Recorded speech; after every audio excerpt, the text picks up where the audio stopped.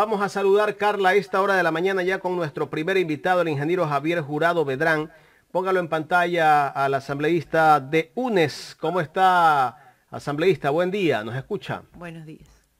Buenos días Carla, buenos días Jaime. Un saludo para todos quienes nos siguen a través de Ecuador Inmediato.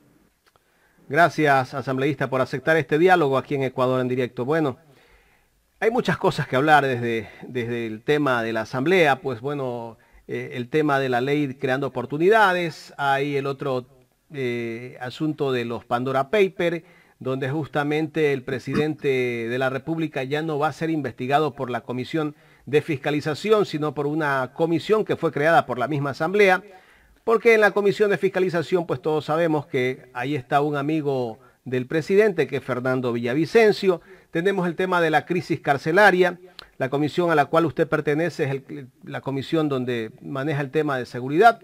En fin, muchos temas de coyuntura, asambleísta. Vamos con el primero. No sé si usted ayer vio las declaraciones del presidente de la República en un canal incautado como TC Televisión. No la vi, me encontraba trabajando y no tengo tiempo para ver a personas que están sesgadas y que están manipulando para poder llegar a comunicar cosas que no son verdad. El presidente tiene que comenzar a decir la verdad. Bueno, ya le cuento un poco dentro de lo que he leído, porque yo tampoco la vi. He leído parte de las declaraciones del presidente de la República. En una de las preguntas que le ha hecho Carlos Vera dice que su patrimonio está aquí y está afuera. O sea, ayer admitió que sí tiene parte de su patrimonio en empresas offshore. Ese era el apuro de meter a la fuerza la ley creando oportunidades, que no creaba oportunidades, lo que hacía crear es despidos introspectivos sin sanción al empleador. En ese sentido, esa ley guarda un articulado que habla sobre el regreso de capitales, ni siquiera el regreso, la legalización de capitales, pagando el 5% de la manera que haya salido del país. ¿No le parece raro que tenga un apuro el señor presidente? ¿No le parece raro que el señor presidente tenga el apuro de derogar la ley de herencias, donde su familia tendría que pagar 12.8 millones de dólares? Ese es el apuro. Aquí hay un tema de conveniencia personal. Y en ese sentido el país tiene que entender que nosotros estamos listos para defenderlo. Lastimosamente esa ley de creando oportunidades lo único que hacía era crear despidos. Y en ese sentido, hoy la Asamblea Nacional le pide, y le ha pedido la presidenta, le piden las distintas bancadas, que haga un articulado decente. Primero, que guarde concordancia y conectividad. Luego, que arme dos cuerpos, uno laboral y otro emergente.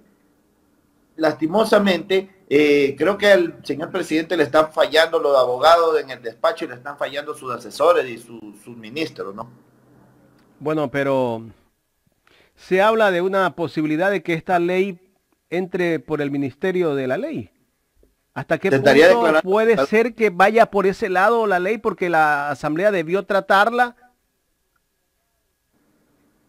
No debió tratarla porque era inconstitucional, viola derechos constitucionales.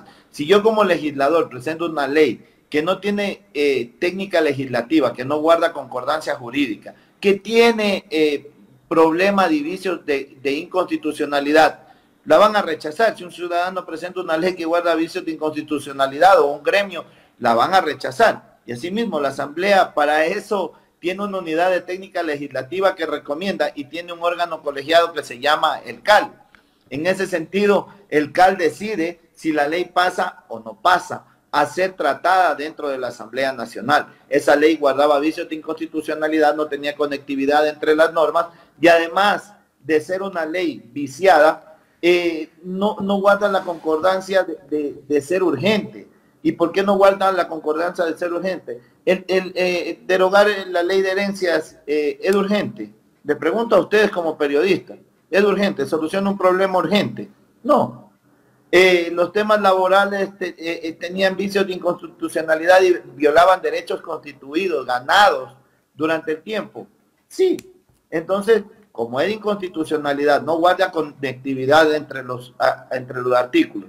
Y además, es una ley que no es urgente, como el presidente la había señalado, la Asamblea está en el estricto derecho y cumplimiento de negar el ingreso. Ya hubo una ley que presentó Lenín Moreno en la anterior asamblea, que no fue tratada porque también guardaba vicios de inconstitucionalidad. Asambleísta, muy buenos días. Gracias por aceptar la invitación Carla, en Ecuador en Directo. ¿Cómo está? Segunda temporada de La culpa es de Correa, con nuevos personajes, Jaime Nebot y Leonidas Issa. Esa simplemente es mi apreciación en base a las declaraciones que vi. Pero el presidente habló, y le comento un poco, si no lo vio, de un triunvirato. Este triunvirato va enmarcado pues por el correísmo, que podríamos decir que tiene pues su líder o su idealista, como es Rafael Correa, con los dos nuevos personajes, Leonidas Issa, de parte del sector indígena, Pachacutic, y el Partido Social Cristiano. Y él habla de que la Asamblea no le está dando paso a las leyes, ni siquiera las deja debatir, y lo dijo muy claramente que era el presidente de la República y que en cualquier momento podría aplicar el artículo de la Constitución y enviar pues sencillamente a una muerte cruzada, así que la Asamblea a su casa. ¿Qué opina el bloque de UNES y qué opina usted personalmente sobre esa posición de una posible muerte cruzada? Primero, todo a su casa. Él solo podría gobernar 6 meses bajo decreto. Pero, ¿o qué está pensando? ¿Declararse dictador apoyado por la prensa ecuatoriana y el ejército ecuatoriano? Cuidado, cuidado con las palabras del presidente. La asamblea a su casa no es así. Toda la casa. Él tiene que llamar a elecciones de inmediato. Y en un tiempo de 6 meses tienen que estar listo el nuevo gobierno. Entonces, él tiene que cuidar sus palabras. Yo creo que le están asesorando mal. Tiene varios vacíos jurídicos y legales que tiene que saber, y tiene como presidente, tiene que entender que este país no necesita más peleas políticas. La Asamblea Nacional rechazó un cuerpo legal que era inconstitucional, nada más, que afectaba a los trabajadores de la patria. Es malo oponerse a eso. La Asamblea Nacional está haciendo malas cosas. La Asamblea Nacional está trabajando a favor del pueblo ecuatoriano. Es más, la bancada de UNES está trabajando a favor del pueblo ecuatoriano. Y triunvirato no existe. Se acusa que Rafael Correa es el responsable de haber sacado en el Washington Post el tema de Pandora Papers. Y le voy a preguntar a usted, ¿Correa qué relación tiene con el Washington Post? Es prensa internacional, prensa investigativa. Los Estados Unidos, yo que sepa, son aliados de Guillermo Lazo. Entonces, Rafael Correa no tiene nada que ver y se le quiere echar la culpa al que no tiene nada que ver, cuando él ha estado escondiendo dinero, producto primero de un feriado bancario donde acrecentó su fortuna y luego sacó al exterior. Y sí, no es nada malo tener plata en paraísos fiscales, para nada. Lo malo es tener plata con gente relacionada con extorsión, tráfico. Ahí está la plata también de paraísos, en paraísos fiscales. Y el Ecuador necesita y necesita en este momento soluciones emergentes. El problema de seguridad es incontrolable. El presidente no está haciendo lo que debe de hacer, sentarse con sus ministros, que son sus asesores, y solucionar el problema que hoy tenemos de seguridad. Y la crisis penitenciaria, yo les voy a decir algo, se justifica, no, solo tenemos 4 meses, antes era solo tenemos 3 meses, antes solo 2 meses. En febrero hubo un amotinamiento en plena campaña. No tenía que ya tener un plan si él pensaba ganar la presidencia. Ya estábamos en segunda vuelta, era el candidato segundo más opcionado a ganar la presidencia de la República. Ya tenía que tener un plan de respuesta para la crisis penitenciaria. Y en ese sentido no podemos seguir esperando y no podemos seguir aguantando que le eche la culpa al que ya no está, o sea, al pasado del pasado.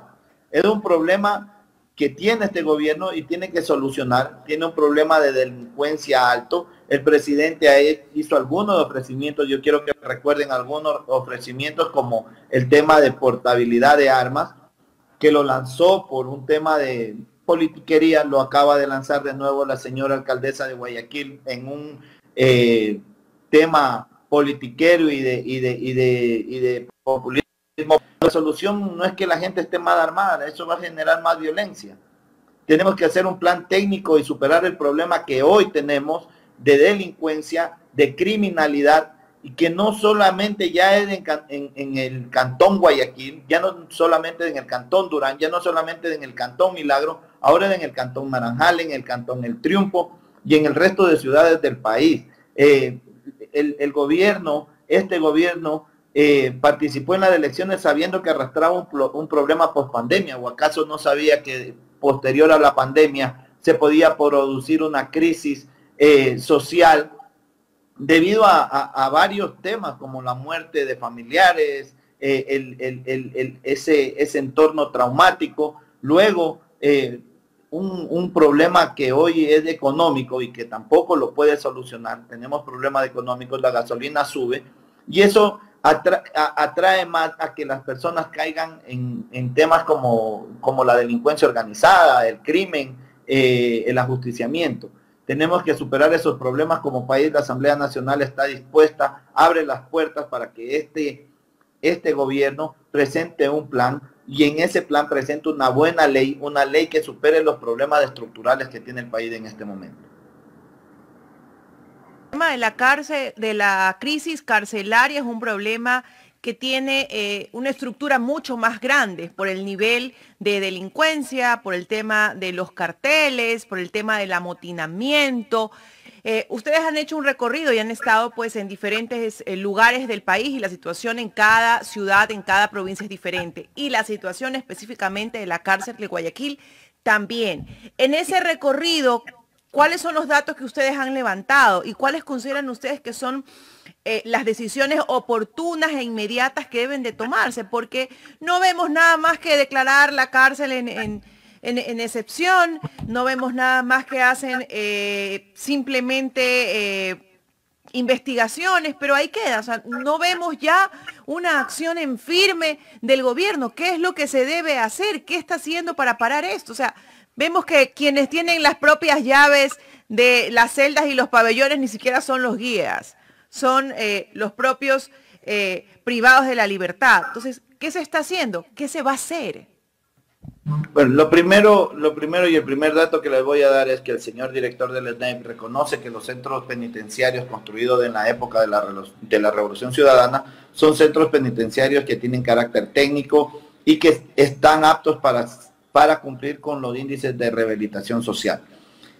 Luego, algunos de los datos más importantes, las cárceles como la penitenciaría de Guayaquil, al contrario que la cárcel regional, la penitenciaría de Guayaquil tiene sobre el 50% de hacinamiento. Eso quiere decir que en una cárcel que puede albergar 4.000 privados de libertad, hoy hay 8.000.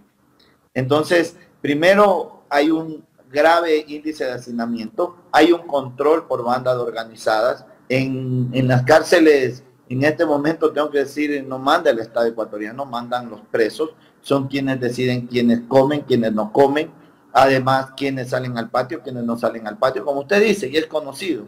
La llave no lo tienen los guías, la tienen los presos. Tenemos un deficiente sistema de control penitenciario y, por ejemplo, en un turno pueden solo existir 70 guías para 8.000 presos. Hay datos de personas que no están siendo rehabilitadas correctamente. Hay 10 psicólogos para 8.000 presos, hay 4 visitadores sociales para 8.000 presos.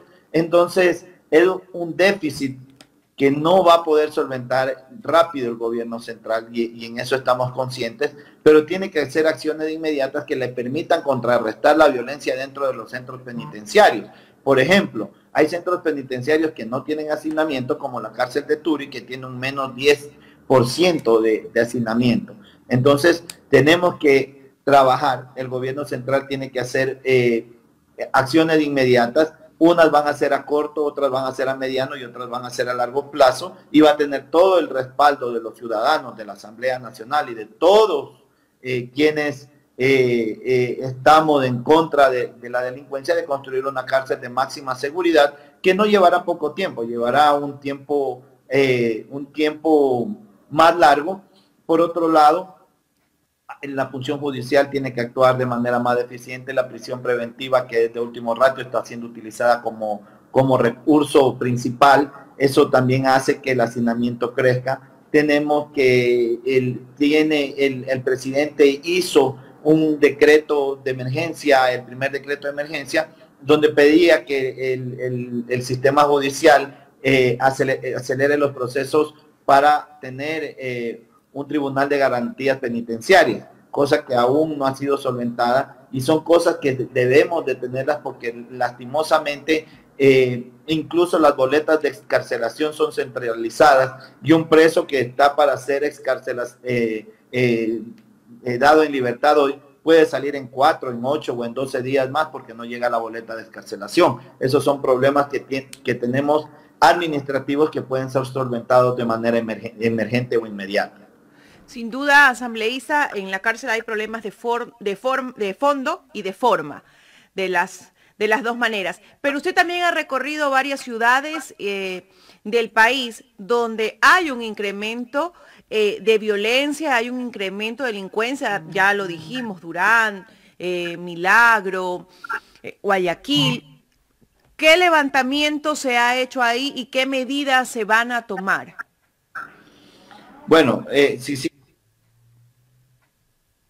Para solventar el problema de la crisis de seguridad que tenía el Cantón Durán, en el momento del exhorto creo que ya llevaba 64 muertes violentas. El día que presentaba el exhorto existieron 2 muertes violentas más. No han parado las muertes violentas, si bien es cierto, sí se ha contrarrestado en algo este tema, la delincuencia no ha bajado. Luego se presentó un exhorto para pedir a la ministra de Gobierno, Alexandra Vela, que solvente el problema y la crisis de seguridad que tenía el Cantón Milagro. ¿Cuál era el pedido? Que se implementen sistemas de seguridad emergentes, unos que superen el problema a corto plazo y otros que superen el problema a mediano y largo plazo, porque hay que comenzar a trabajar. También hay que hacer constructivos nuestro exhorto. Entonces, una de las cosas que se pedían era que se instalen sistemas de seguridad por biovigilancia, que se construyan los UPCs que aún hacían falta, que el gobierno anterior no los construyó, pero este gobierno los puede construir, y que se implementen operativos de control más rigurosos, donde se controlen portabilidad de armas, droga, armas blancas. Y uno de los problemas que tenemos en este momento es que se ha incrementado el número de muertos en el Ecuador por arma de fuego. El 80% de las muertes violentas en este país fueron cometidas con armas de fuego. Incluso dentro de la penitenciaría, no solo mataron con armas de fuego y armas blancas, también existieron granadas. Hay que preguntar y hay que repreguntar de dónde salen estas granadas, de dónde salieron balas de fusil 223 que son de uso exclusivo de la Policía Nacional. Asambleísta, esta madrugada han amanecido 4 PPLs que se han suicidado en la penitenciaría del Litoral. Todo esto demuestra que no se están haciendo los correctivos, que tal vez el gobierno tiene intenciones, pero solo de intenciones no se vive. La situación en las cárceles sigue con los mismos problemas que han tenido los últimos meses. Es lamentable que veamos en las cárceles que las personas son asesinadas y que lamentablemente nadie explique cómo llegan las armas a las cárceles. Nadie dé una versión clara de lo que está pasando dentro de los centros penitenciarios. Hay varios temas que el gobierno no ha podido solventar todavía. Uno de esos es reducir el hacinamiento. Hay que hacer un verdadero plan de inteligencia penitenciaria para evitar el delito. Tiene que fortalecer. Yo ahí discrepo un poco con el señor presidente si el coronel Fausto Cobo venía haciendo un buen trabajo dentro del sistema penitenciario en SNAIP, que también es una institución que tiene problemas. Recuerden que se cerró el Ministerio de Justicia. Al cerrar el Ministerio de Justicia crearon una institución que realmente tiene las competencias como que no están bien direccionadas. Y además de no estar bien direccionadas, no puede cumplir porque aún tiene varios problemas. Se han quejado que no existen escáneres. Hay que comprarlo, hay que hacerlo de inmediato. Eso puede ser de inmediato, hacer el requerimiento por emergencia para comprar escáneres para el ingreso de camiones, por ejemplo, que no tiene la penitenciaría del Litoral, y es por donde un hueco que pueden estar entrando cierto número de armas, municiones, granadas o cualquier artefacto que sea prohibido dentro de una penitenciaría. En ese sentido, yo creo que se tiene que pensar en la inteligencia penitenciaria para contrarrestar los delitos. Y yo les digo una cosa: si hubiera existido un verdadero control de inteligencia, un plan de inteligencia penitenciaria en estos 4 meses, se hubiera podido evitar el lamentable hecho que sucedió hace unos pocos días en la penitenciaría del Litoral, donde murieron más de 100 personas. La inteligencia está diseñada para contrarrestar el delito. Se hubiera podido saber qué estaban pensando los presos. No es que este hecho, y discrepo muchísimo con el director del SNAI, que fue un hecho de que tomaron la decisión de 2 horas para adelante. Ese hecho tuvo que estar bien planeado, Jaime. Y ni siquiera tienes que ser abogado, investigador, perito, para saber que ese hecho tuvo una planeación y tuvo un tiempo de planeación que pudo haber sido evitado si la inteligencia penitenciaria hubiera actuado de manera eficiente o de inmediato. Correcto. Asambleísta, quiero agradecerle por haber aceptado este diálogo aquí en Ecuador en Directo. Muchísimas gracias, Jaime, Carla. Un saludo para todos quienes nos siguen a través de Ecuador en Directo. A estar vigilantes de lo que sucede en el país. El país necesita cambios estructurales profundos y creo que tienen que ser emergentes para solventar los problemas económicos, de seguridad, los problemas que tiene el agro en este momento. Y el presidente, en vez de estar pensando en muertes cruzadas que no llevan nada a este país, o en disolver la Asamblea Nacional pensando que existe un triunvirato que no existe, se tiene que plantear objetivos claros para solucionar los problemas que tiene este país en este momento. Gracias al asambleísta Javier Jurado, asambleísta de UNES.